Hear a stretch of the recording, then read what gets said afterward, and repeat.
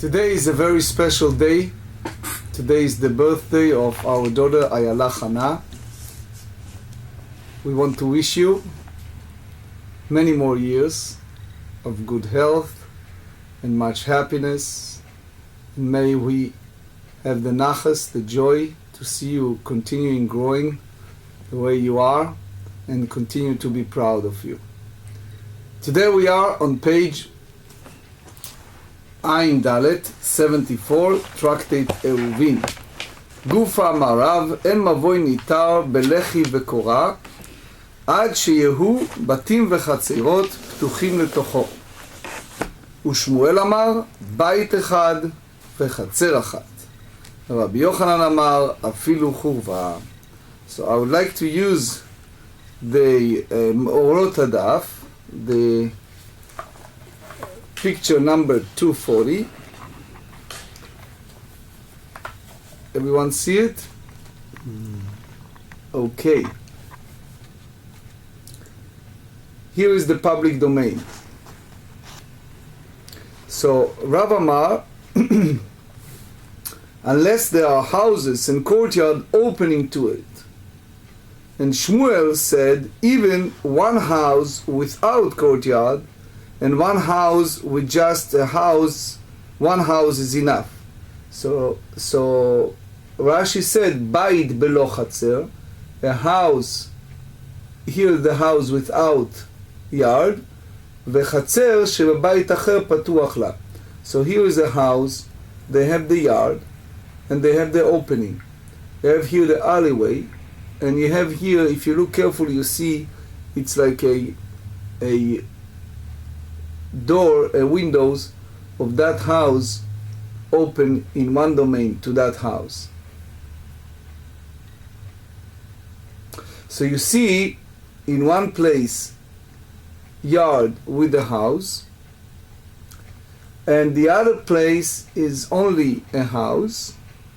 So basically he hold that it's enough, maspik lechi vekora, that it's enough to have either a crowsbeam or post. Rabbi Yochanan said, even a room and a courtyard with the house suffice for a side post or a crossbeam to carry in an alleyway. So basically this is the alleyway.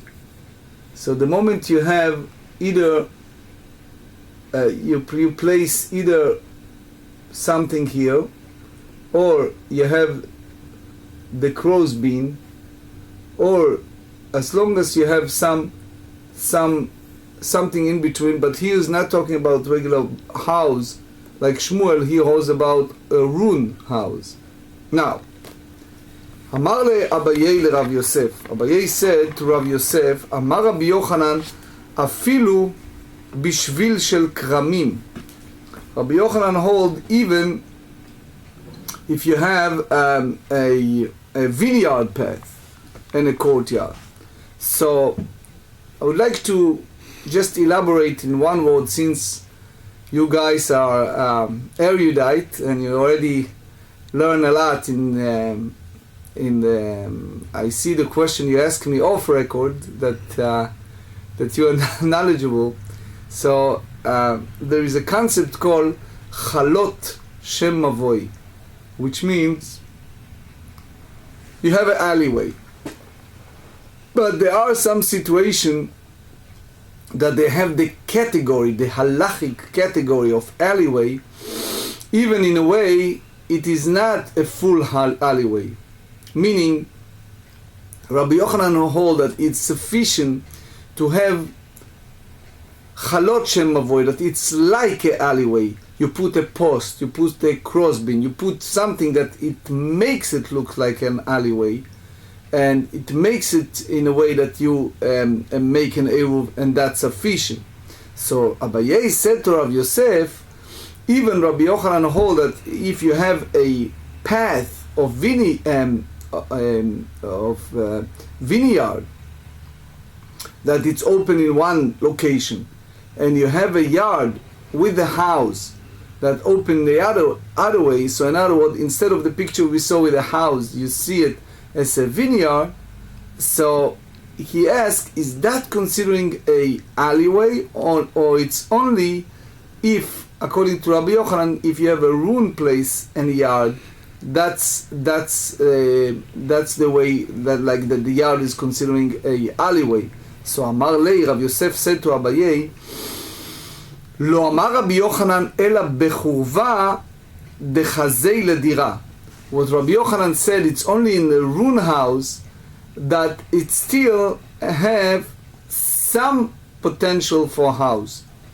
You are familiar with construction, so you can say that in a construction business you're buying a house and you're renovating it and you make it appealing and you rent it or sell it and you make a profit margin or whatever it is, you make it nice.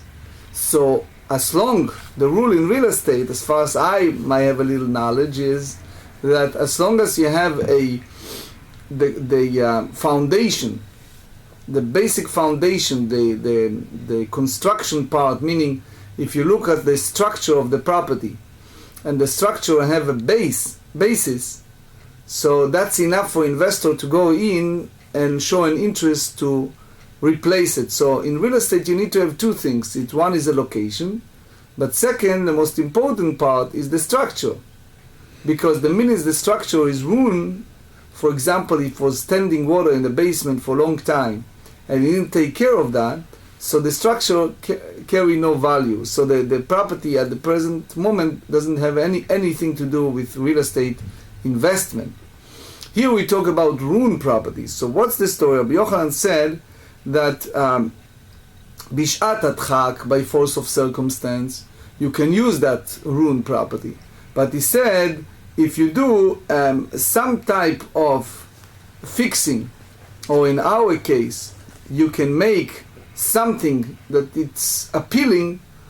So what does that mean, something appealing? For example, if they have partition, mechitzot, and you make some type of a roof. In other words, it may be not a place to dwell at this point or livelihood for people, but they have the structure engineering to use it in some manner. So the Meiri said that's sufficient, what he understands by the Rabbi Yochanan, to consider that as a property that have the potential to use the alleyway in order to carry from one domain to another. אבל שביל של כרמים דלא חזה לדירה, לא. However, if you talk about just a path of the vineyard, so that's nothing. It's not that you have a mechitzot, you have a partition. It's not that you have a roof. It is not that you have something that you can build on and say that this is a potential for dwelling. So the bottom line is, with a ruined property you do not make an eruv, because you basically cannot take much. It's like house, yard, alleyway, and ruined property. So Amar Rav Yuna Bar Chinena ve'azda Rabbi Yochanan Tama, he tried to compare, to juxtapose what Rabbi Yochanan said in the other place, that he said something that he feel that that's compare, which is the Tanya. We learned in the Mishnah in page 89a. אמר רבי שמעון, אחד גגות ואחד קרפיפות ואחד חצרות, רשות אחת הן לחלין ששבתו בתוכם, ולא לחלים ששבתו בתוך הבית. So he said, from house to house, without an eruv, you cannot carry.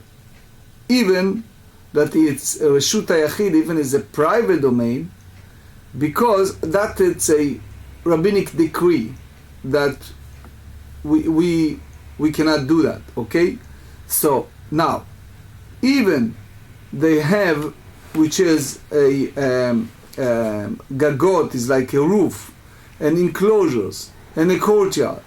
So all of them considered one domain with regards to vessel that rested inside them at the very beginning of Shabbat.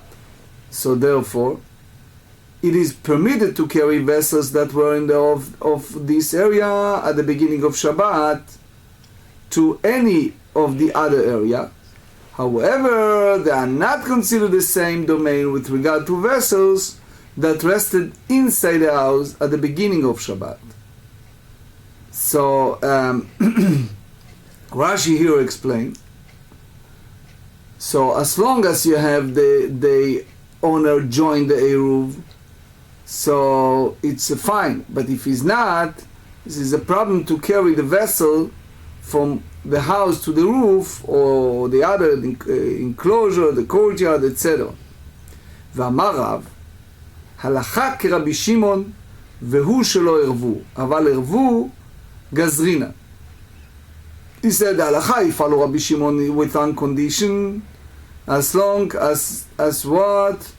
As the people in the yard did not establish an Eruv independently, so they cannot carry these utensils from the houses to the yard, because these utensils are not in the yard, because you cannot carry them there. So you're not concerned that people carry from one yard to another. However, if they establish an Eruv for each courtyard, so we decree against carrying even vessels that were in a courtyard when Shabbat began. Why? Dilma ate le'apukei mane debatim lechatzer. Because they may come to take an object from the houses to the courtyard, so it will lead to the mistake of carrying those subjects from one courtyard to another, which is prohibited. So basically, Rabbi Shimon hold that they are all one domain. Soon you see how Shmuel Amar. Shmuel said, "Halacha is a follow Rabbi Shimon," and he said, "You can carry those utensils between one yard to another, ben ervu, ben shelo ervu, regardless if you made the eruv, establish an eruv or not." But he doesn't apply to utensils that shavtu betoch habayit, that is inside the house. V'chen amar Rabbi Yochanan, הלכה כרבי שמעון, ben ervu, ben shelo ervu, he is modeh, he agreed. Alma, so you see that Rabbi Yochanan hold לא גזרין על דילמת אלא פוקים דבתים, מנה דבתים לחצר. He's not concerned that people may carry these utensils from one house, and they usually is in the yard to another yard.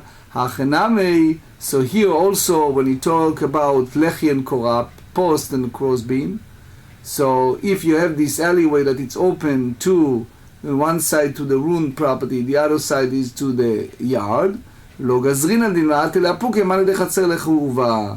We have not put not decree that they come to carry an object from the courtyard to the carrying, because by carrying it through the alleyway, that it's in a sense is the ruined property is an independent domain, and it's not partake of the Eruv.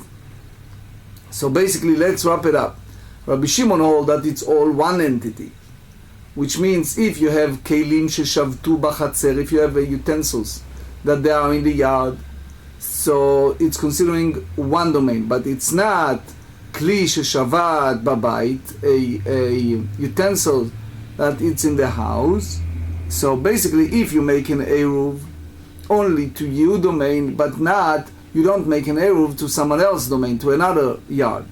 So Rashi here said that is a problem, because if it's open, a person, I just try to translate the Rashi in my very best, if they open, a person will come to carry from his house to the yard, or from the yard to another yard, because it's mixture, and it's only when they don't do it between them, otherwise it's all forbidden. So here you see basically that that Rashi is different than a Tosfot, because Tosfot here hold that he may carry from the house to the ruined property. So here Rabbi Yochanan hold, according to the way that Tosfot understand, that any utensils that shavtu babai, that is dwell in the house, he is forbidden to carry them to the alleyway, because he concerned that maybe they continue to carry it to the ruined property. So basically he hold that the ruined property it's equivalent to the alleyway, so you can put a crossbeam or a post and you can carry it there. But he's not speaking about joining all of them together. Yativ Rav Bruna v'ka'amar leishmata. Now Rav Bruna came in and he brought the halacha in the name of Shmuel, which is that you can take an alleyway and you use a crossbeam or post even when one house and one yard open toward it. Amar le Rabbi Lazar said to Rav Bruna, Bar Beirav, Amar Shmuel Ache, you are a Torah scholar, is that what Shmuel said? Amar le Ein, he said yes. Amar le Achaveli Ushpiliza, show me where he lives, I want to talk to him, I want to ask him. Achaveli, he show him. Ata lekamed Rabbi Shmuel. So Rabbi Lazar came before Shmuel. Amar Marachi. Amar le'en. He says, is that true that what you said, that alleyway you can use either post or crossbeam when you have one house and one yard open to each other? He said yes. Rabbi Lazar asked, V'ham marhu de'amar, you are the one who said in 66b, En lanu be'Eiruvin ela kilshon mishnatenu. You are the one who said that when it's come to halachot of Eiruvin, we basically lenient only by the way that the Mishnah said, which means he elaborated and he said, שהמבוי לחצרות כחצר לבתים, that an alleyway is to its courtyard like a courtyard is to the houses, which means that the alleyway must have at least 2 courtyards in order to be considered an alleyway and allowed to carrying if you put a crossbeam or post. So ishtik. So Shmuel was silent, not answer. So by the Talmudic term, there are 2 options when someone display equanimity, when someone is acquiesce. One way, it's called shtika koda'a. It's like he agreed. So you keep quiet, you mean you agreed. Or another option is he does not want to get argumentative. He doesn't want to start an argument with him. Right? One time I remember, many years ago, I went to my father's house for Shabbat. So after the shul services, we sat for lunch, and my father is a rabbi for about 44 or 45 years of his life, and he's a huge Torah scholar. So people bother him all day long. So we're sitting for lunch, and he's a young person who's basically a Baal Tshuva. He became religious just recently. He came there with his father. His father was somehow religious, but very modern.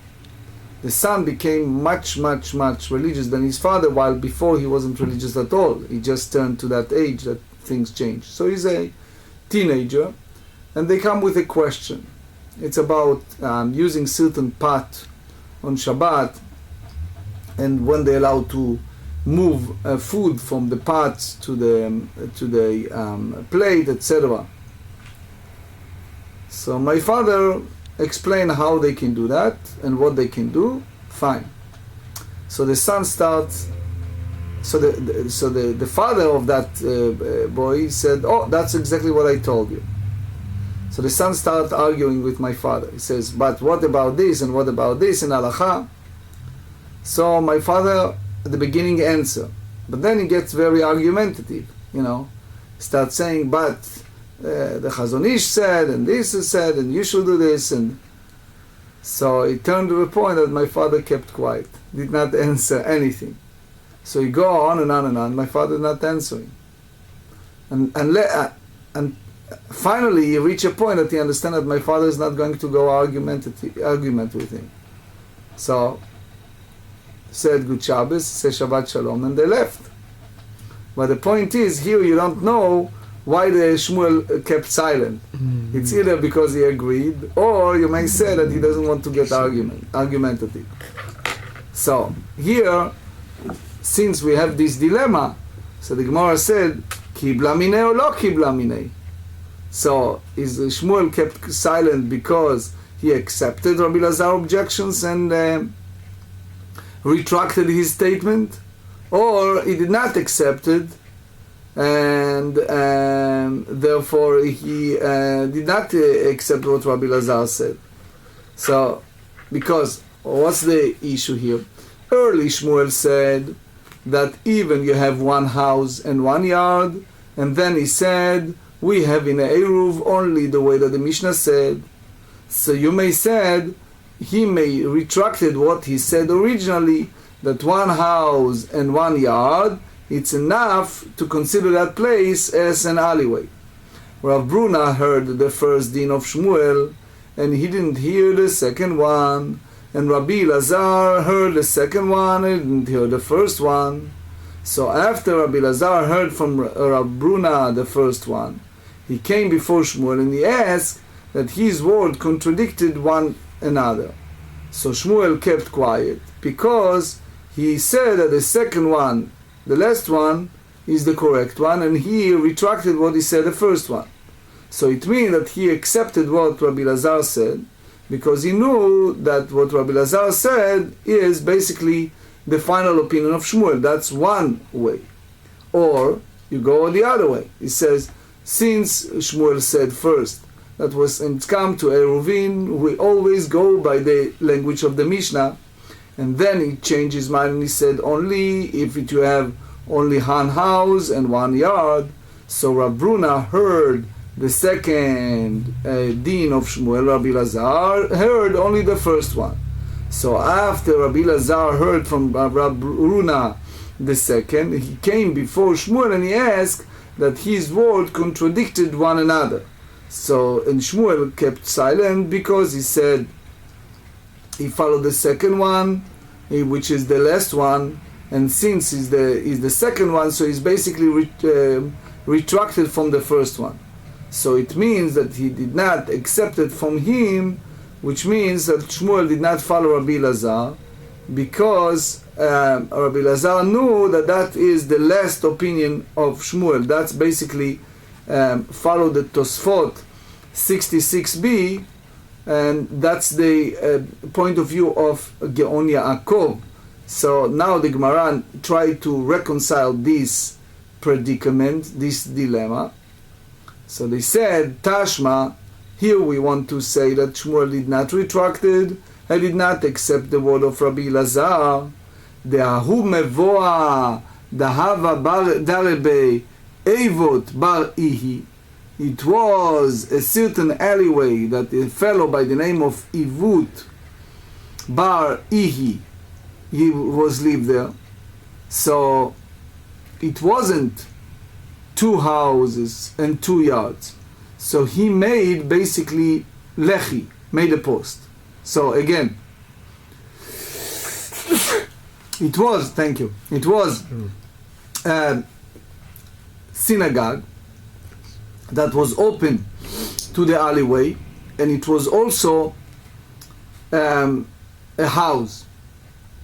So it means that it was an alleyway that was open to one house, which is the house in a synagogue, and 1 yard that Ivut's house was open to that was the Ritvasid. Avadle Lechya Vesharale Shmuel. So Ivut, what did he do?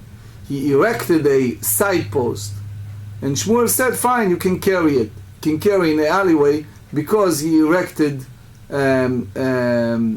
this side post in that alleyway. So what happened is, the son of Rav, as you remember that Rav disagreed with Shmuel, so the son of Rav, his name is Rav Anan, he removed it. 74b, Ata Rav Anan Shadye. So, a few points. First of all, that happened after Shmuel passed away. And now it's a new generation. Rav Anan is the son of Rav. Rav disagreed with Shmuel. So what did he do? He threw the side post down. Why? Because he tried to say that Ivut Bar Ihi cannot carry in that alleyway. He basically wants to avoid Ivut to carry in the alleyway. Why? Because Rav Anan hold the same as Rav, that Mavoy, that alleyway, if you put a side post, it's not good enough until you have this condition, which is either a courtyard or houses are open to that domain. Amar, so Ivut Bati came and he says, Mevoa de Dayer Nabei, Ve'atina Mishmei de Mar Shmuel, Neiti Ravanan Barav Venish de Yamin. He says, hey, I didn't make it by myself, Ivut said. I went to Shmuel, who's the giant scholar, and I asked him, and he told me it's fine. So how dare you to take it down? Okay? So in other words, I didn't make it up by myself. I didn't make those rules.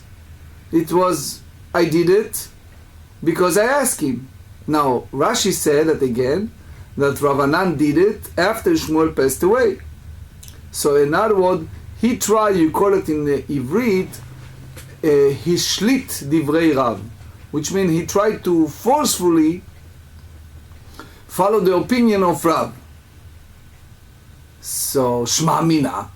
So what do you derive from that? Lo Kibla Minei. That did not accept Rabbi Lazar's rejection. Again, what we understand, you remember we said that Shmuel kept silent, and Rabbi Lazar rejected it. Everybody remember that, right? Yeah. So, since we said we don't know why Shmuel display equanimity, why he was acquiesced, he didn't say anything. Now from this story that happened after Shmuel passed, we understand that he did not accept Rabbi Lazar's rejections, right? Mm-hmm. Yeah. So, in other words, up to the end of his days, Shmuel allow, if you have an alleyway that it's have in between one house and 1 yard. You remember the picture we showed you at the beginning? Yes. So if you have that, according to Shmuel, it's enough. So the Gemara rejected that and it said, wait a second. Le'olam ei malach kibla minei.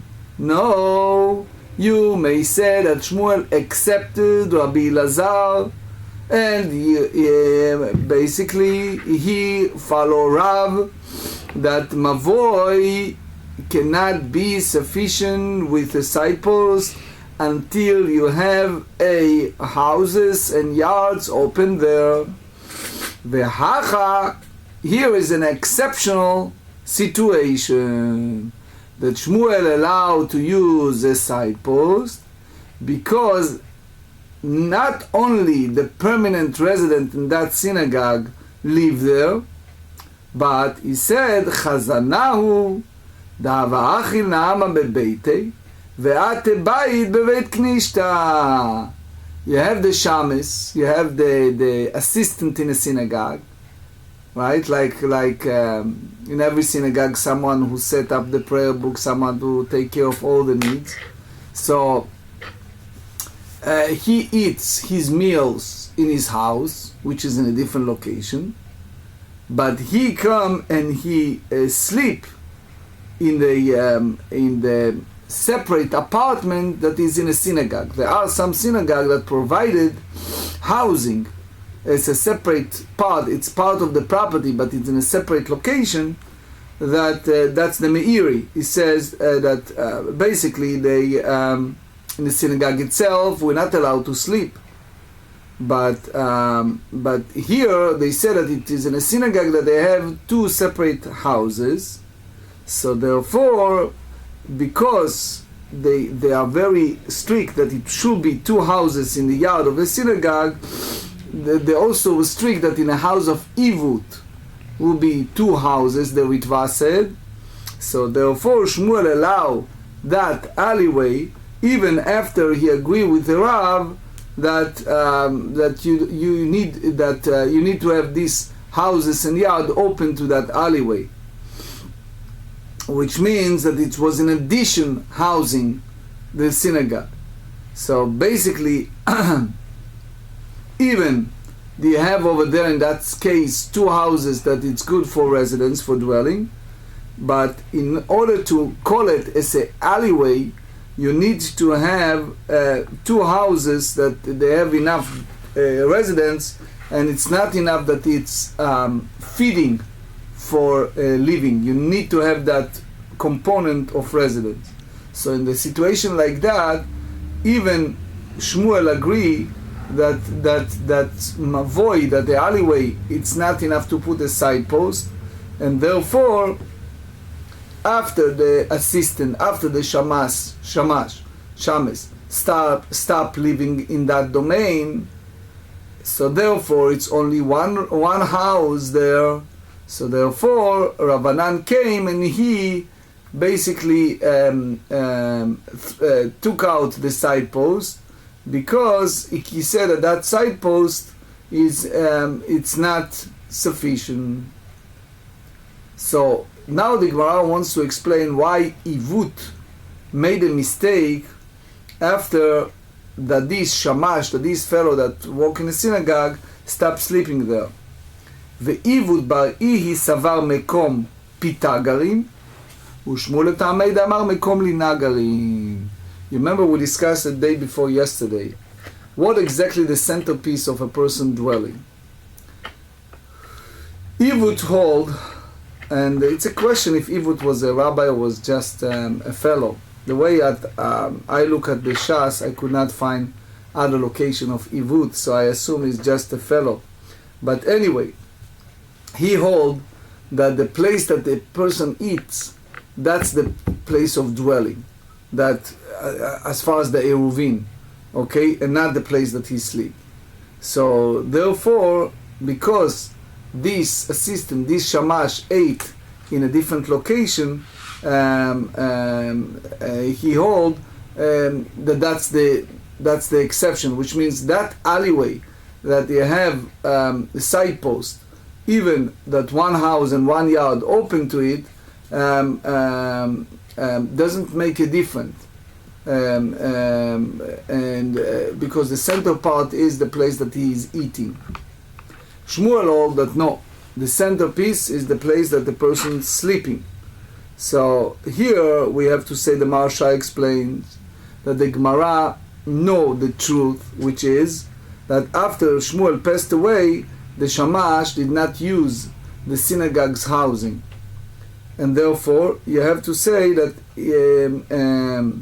that the centerpiece is the place that you're sleeping. That's the key point. So let's wrap it up and understand it. You have here a situation that you have a one house and 2 yards. In one side, Ivut lives. The other side, you have a house and a synagogue. Okay. Now, in a synagogue, you have a shamash, a shames, that he eats and sleep in his house. Ivut hold that you go by the place that you eat, which means that he eats and in a different location. So therefore, you cannot consider it as a 2 houses and 2 yards. But the truth is, what Shmuel tried to say is that the centerpiece is the place a person sleeping. So therefore, you have 2 houses and 2 yards, and then he moved to a different location. I don't know if you're aware of, but the great giant scholar called Shimon Shkop, at the early stage of his life, he was a shamus in a synagogue. He was a assistant in a synagogue. The great Torah scholar nowadays, Rav Steinman, is in the Bnei Brak, one of the giant scholars. He, at the early stage of his life, he was a shamus in Halprin, is one of those famous synagogue there. You can go earlier, you can go to the time of the Taz. The great Taz was one of the commentators on the code. They said at the early stage he was also shamash. You go to the Bible, you see in the Torah that Yoshua bin Nun, he was a servant of Moshe Rabbeinu. So there's a famous story from Rabbi Shimon Shkop, that he said that his dream is to make Aliyah to Eretz Israel and to be a shamash, to be a shamash there in a synagogue.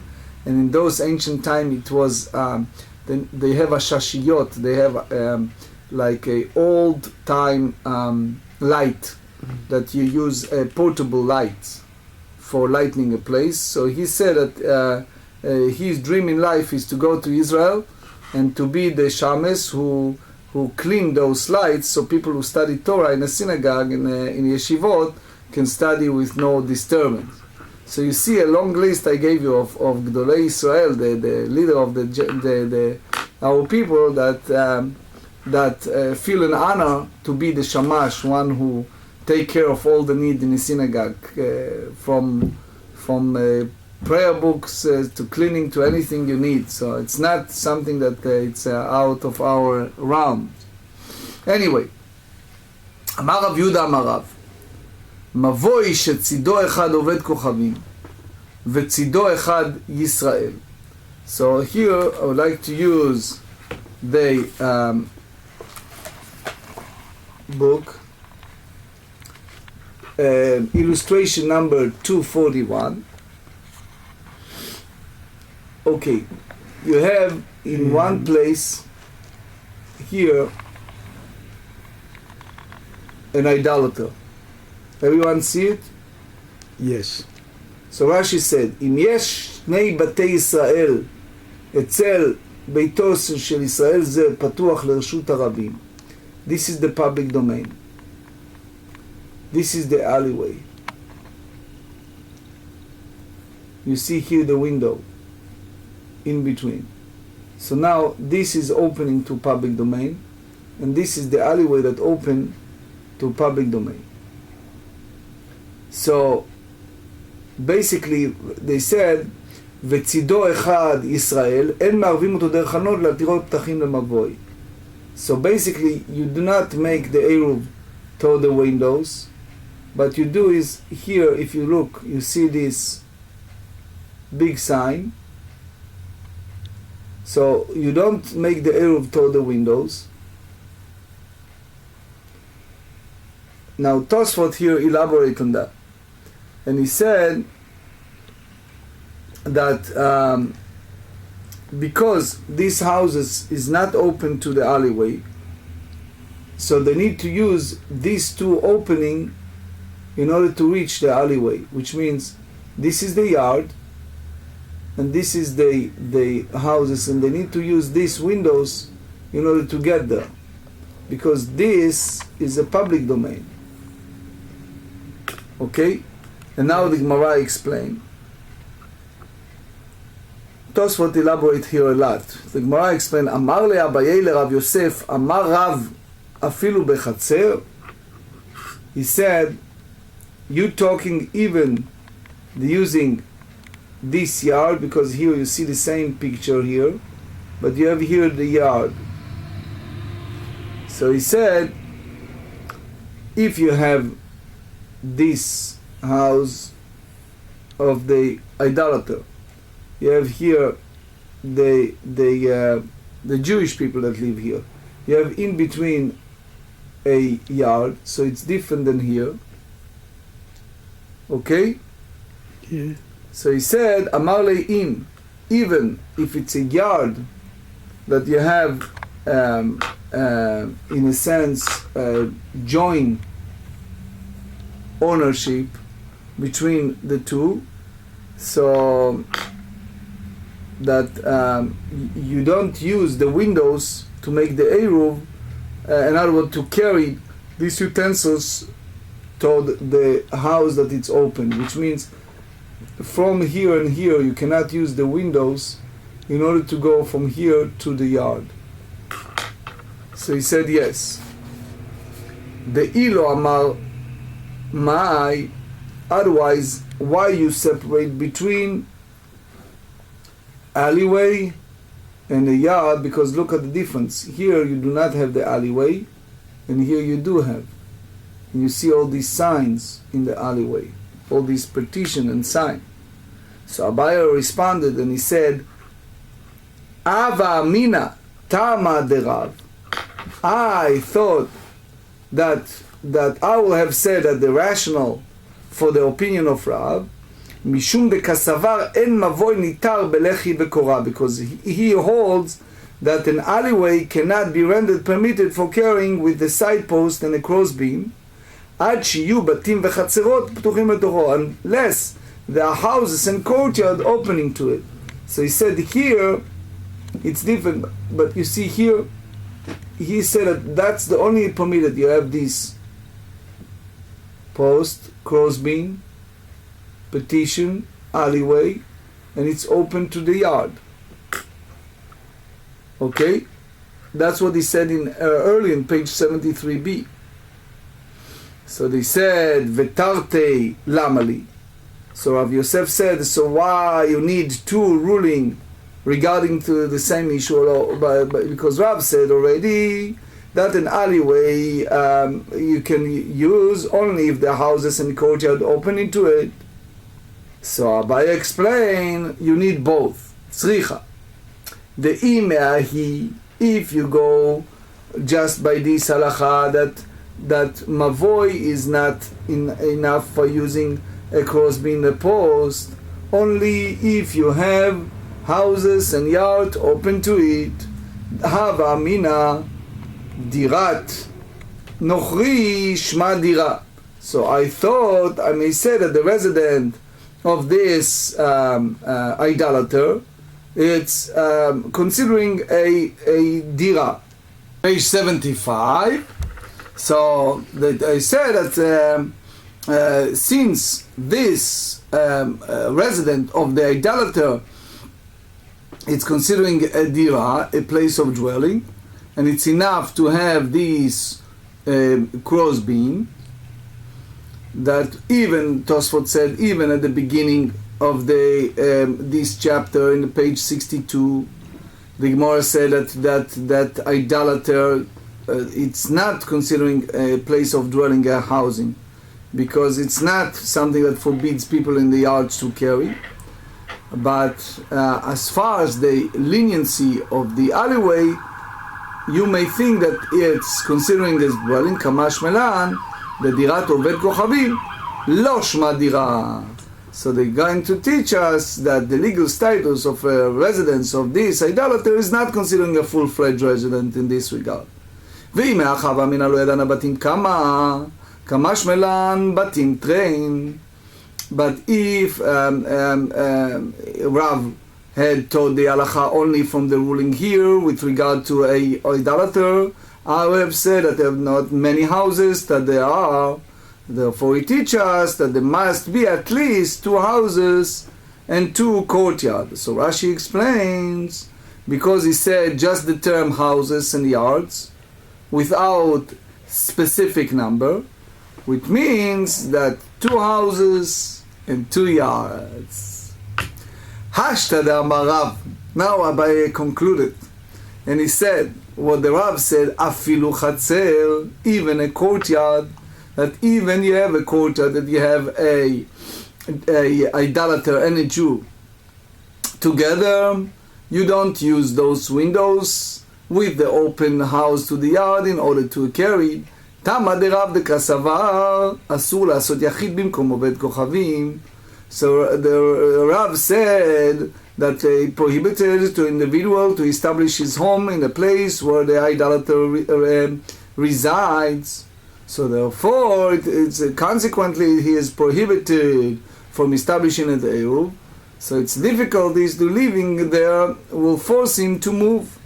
So we said it many, many times that either because the fellow Jew should not learn from idolater behavior, or that's what the Rashi said. Also said that he is a fear in those days that it was El Kapun rules, which means that he can kill him if he anger him.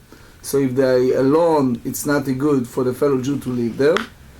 Amar Rav Yosef Yachei, Rav Yosef said, if that's so, Hainush deshamana le Rabbi Tabla. That's what we heard from Rabbi Tabla, who said, ואמר עובד כוכבים תרי זימנה ולא ידענה מה אמר, because he said 2 times idolater. So he said we did not understand what he meant. So we realized that he was speaking of both alleyway and the courtyard. One in the alleyway that it's open in one side, the fellow Jew, and the other one is the idolater, and the other one is the courtyard that you have both the fellow Jew and the idolater living the same location. And that's basically follow the second Perush of Rashi. The Ritva here elaborate on Rashi, but we do not have enough time, so we go to practical halachot. The first halacha is Shulchan Aruch Orach Chaim 390, Mavoi shetzido echad oved kochavim. If you have an alleyway that has an idolater living in one side and a fellow Jew living on the other, so the fellow Jew may not establish an Eruv utilizing a common windows to render is permitted to carry through the doors of the fellow Jew house is adjusted to the open into the alleyway.